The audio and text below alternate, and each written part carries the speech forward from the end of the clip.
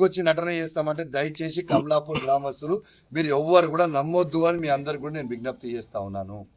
రెండోది నేను అడుగుతా ఉన్నాను, నిన్న మాట్లాడిన సవాలు నేను ఇవాళ మీ ద్వారా నేను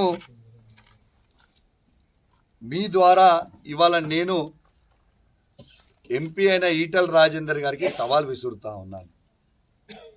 మీరు మొన్న మాట్లాడిన దానికి నేను చెప్తా ఉన్నాను, ఈటల రాజేందర్ గారు మీరు అన్నారు గ్రామ పంచాయతీకి నిధులు వస్తూ ఉన్నాయి, కేవలం కేంద్రం నుంచి వస్తూ ఉన్నాయి, రేపు ఈడ కేంద్రం నుంచి గెలిపిస్తేనే నిధులు వస్తాయని చెప్తా ఉన్నారు.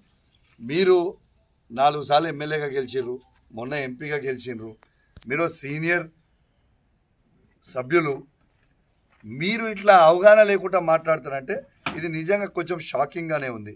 ఇవాళ మీకు నేను చెప్తా ఉన్నా రాజేందర్ గారు, నేను తప్పైతే నేను చర్చకు కూడా సిద్ధంగా ఉన్నా. మీరు వస్తారంటే మీరు రాండి, ఇదే కమలాపూర్ బస్టాండ్లో కూర్చుందాం, కమలాపూర్ మండలం ప్రజలు మొత్తం పిలిచి దీని మీద మనం చర్చ పెడదాం.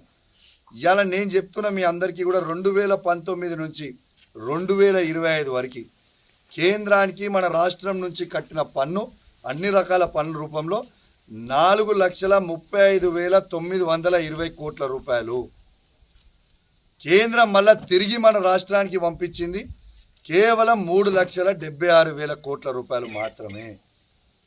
అంటే మనము కేంద్రంకి తెలంగాణ పైసలు కేంద్రం కడుతున్నామా, కేంద్రం మనకిస్తుందా? ఒక్కసారి మీరు ఆలోచన చేయాలని కమలాపూర్ ప్రజలకు అందరికీ కూడా, కమలాపూర్ మండలం హుజురాబాద్ నియోజకవర్గ ప్రజలందరికీ కూడా ఆలోచించమని నేను కోరుతా ఉన్నాను. ఎలా అంటే మనము రూపాయి కేంద్రానికి పంపితే మనకి వాపస్ తిరిగి కేంద్రం పంపించేది కేవలం 86 పైసలు మాత్రమే. అంటే ఇతర రాష్ట్రాలకి మన తెలంగాణ పైసలే 14 పైసలు బయటికి పంపుతున్నారు.